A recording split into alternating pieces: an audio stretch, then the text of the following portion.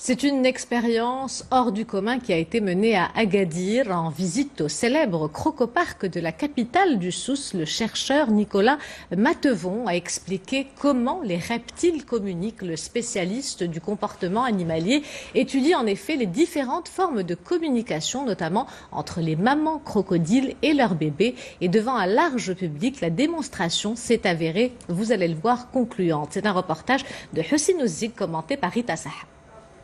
Sous l'œil curieux de ces visiteurs, ces crocodiles du Nil se sont rués vers les différents haut-parleurs du bassin, attirés par ce cri particulier, celui de bébé croco, un appel qui a immédiatement fait réagir les reptiles du parc animalier d'Agadir.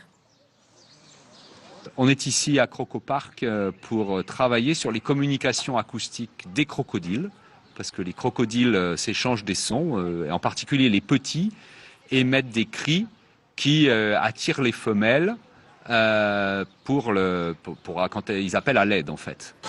Arrivé tout droit de Saint-Étienne, ce spécialiste du comportement animal a partagé avec ses amoureux de la nature les résultats de ses recherches.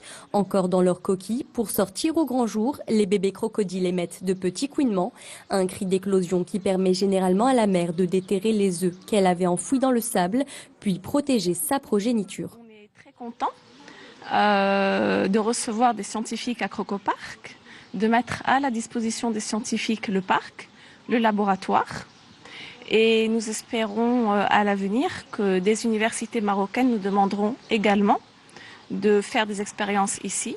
Avant d'avoir fait escale à Agadir, le chercheur avait déjà réalisé plusieurs expériences sur les communications acoustiques chez ces gros lézards à Pierrelatte, dans le sud de la France. Des travaux qui ont notamment permis de déterminer la cause de l'éclosion synchronisée de plusieurs portées de crocodiles.